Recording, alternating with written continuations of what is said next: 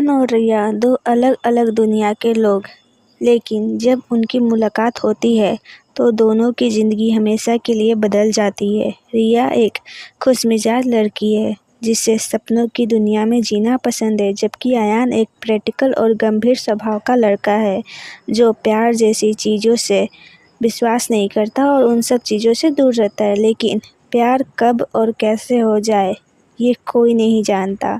दोनों एक दूसरे के करीब आते हैं, लेकिन उनकी मोहब्बत अधूरी रह जाती है। सालों बाद जब तकदीर उन्हें फिर से मिलाती है, तब तक बहुत कुछ बदल चुका होता है।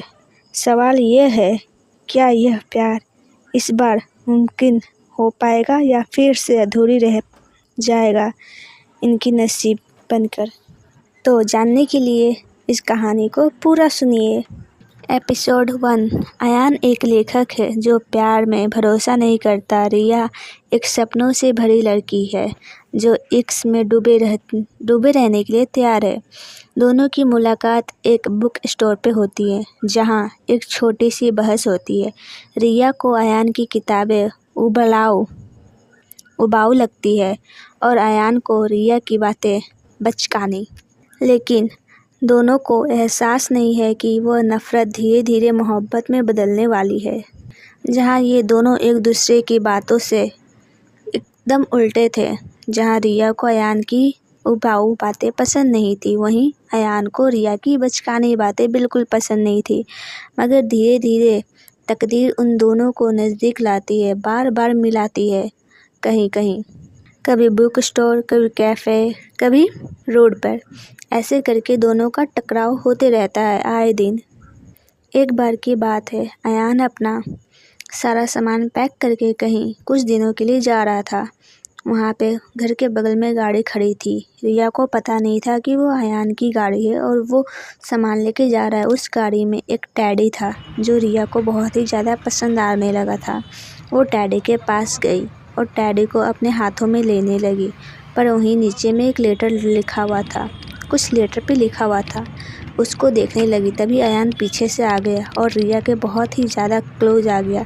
रिया पीछे मुड़ के जैसे ही देखी, उन दोनों का आँख एक दूसरे से टकराया और रिया कुछ पल के लिए अपनी सांसें रोक दी। इसी बीच रिया एकदम डरी हुई बोली, मुझे पता नहीं था ये आपकी गाड़ी है, वरना मैं यहाँ नहीं आती। अयान पूछता है, क्या तुम्हें ये टैडी पसंद है? रिया बोलती है, नहीं, मैं बड़ी हो चुकी हूँ, मुझे टैडी से खेलना पसंद नहीं है। तो अयान गुस्से में बोलता है, ठीक है, तो फिर मैं ये टैडी फेंक देता हूँ जब तुम्हें ये पसंद नहीं है तो। रिया बोलती है, नहीं फेंकिए मत, मैं इसे कुछ देर के लिए ले सकती हूँ और खेल सकती हूँ। वहाँ पे जो पड़ा हुआ लेटर था, रिया उस लेटर को पढ़ने वाली थी, पर अयान ने उस लेटर को अपने हाथ में ले लिया और बोला, इसे तुम मत पढ़ो, तुम टैडी लो और अपने घर जाओ।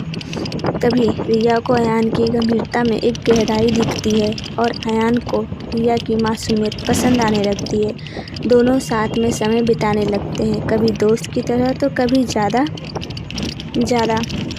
एक रात बारिश में भीगते हुए दोनों के बीच पहली बार कुछ खास महसूस होता है। अयान को महसूस होता है कि रिया वो रिया है जो बिना अधूरा है, लेकिन अपने जज्बात जाहिर करने से वो डरता है, क्योंकि उसे डर लगता है कि रिया उबलाऊ मुझे समझ के वो मेरे बातों पे यकीन नहीं करेगी। मैं उसे पसंद करने लगा हूँ और मैं रिया के बगैर नहीं रह सकता। रिया को भी लगता है कि अयान उसकी फीलिंग को नज़रअंदाज कर देगा, इसलिए वो भी अपनी बातें नहीं कह पाती है। दोस्त के जरिए पता चलता है कि अयान का अतीत कुछ ऐसा था जिससे उसे प्यार से दूर किया।